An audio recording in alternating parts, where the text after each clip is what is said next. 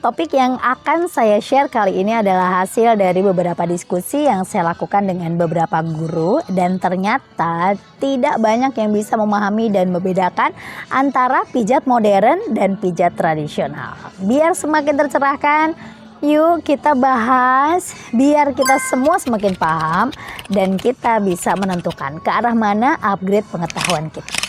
Hai Mom, selamat datang di channel Massaspedia. Saya Yuni, seorang massage expert yang terfokus pada keluhan fisik dan mobilitas perempuan. Terima kasih sudah mendukung channel Massaspedia dengan subscribe, dan terima kasih juga untuk kalian yang sudah like dan share untuk berbagi kemanfaatan di setiap konten-konten yang kami sajikan. Di topik kali ini kita akan membahas apa sih urgensi kita memahami perbedaan pijat modern dan pijat tradisional. Karena dengan memahami perbedaan pijat modern dan pijat tradisional ini akan membantu kita menemukan peta pemikiran tentang dasar-dasar penerapan pemijatan. Jadi pasti kita akan semakin paham pijat tradisional yang mana, pijat modern yang mana. Pijat modern dan pijat tradisional memiliki perbedaan yang sangat signifikan. Yang pertama, pijat tradisional. Pijat ini lebih tertuju pada ciri khas kedaerahan. Kita sudah tahu Indonesia memiliki banyak budaya pijat yang mendarah daging. Pawatan Lulur, Bore, Urui, Pulan Legit, Soosok, Laseng Timur, Pesel Sunda, Mezi Entaya. Aduh, saya khawatir ini sedikit salah spellingnya. Jadi inilah sedikit banyaknya yang tidak bisa saya sebutkan karena masih banyak sekali budaya-budaya pijat yang ada di Indonesia.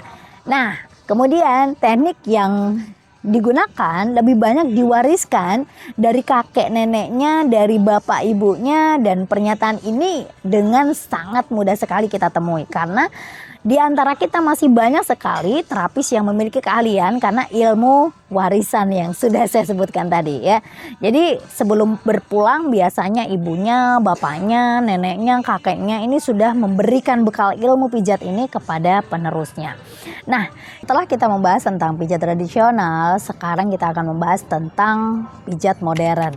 Pijat modern ini lebih terfokus pada keluhan fisik yang penanganannya berdasar pada anatomi tubuh. Penerapan pemijatan ini melibatkan pemijatan otot rangka dan jaringan lunak yang ada di dalam tubuh kita. Jadi dalam tubuh kita itu ada 3 otot. Otot rangka, otot polos, dan juga otot jantung. Kemudian jaringan lunak tubuh itu apa? Ya termasuk otot, tendon, kemudian syaraf, fasia, ligamen, lemak, pembuluh darah, jaringan sinovial.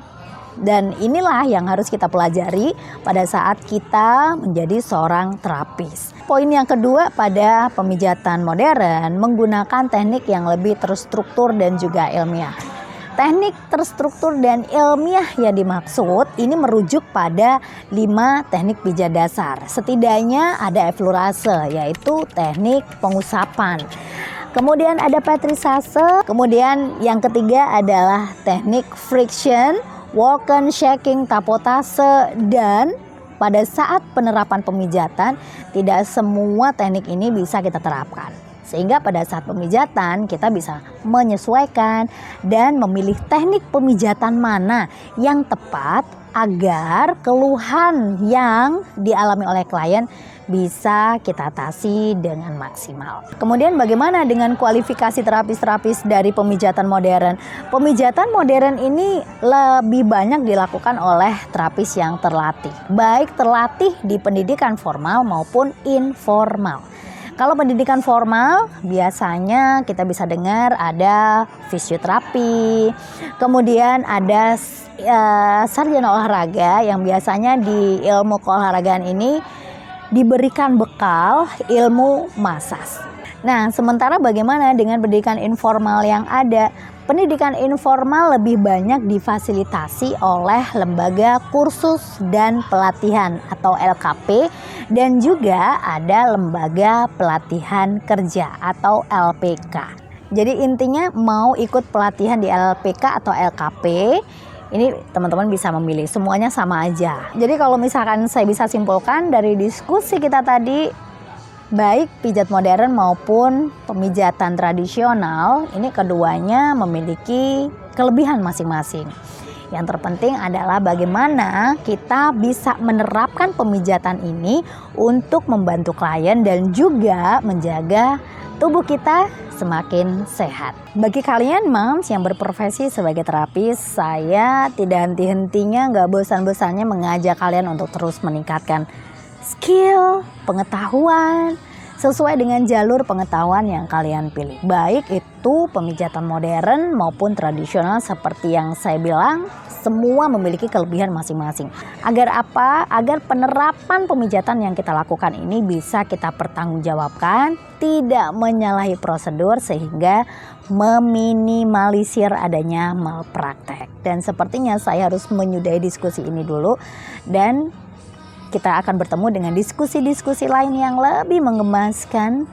Jadi saya tunggu tombol like dan subscribe-nya. Jangan segan-segan untuk share, untuk berbagi kemanfaatan, karena kita berada dalam circle yang sama. Saya Yuni Nuno pamit, sampai jumpa di video selanjutnya.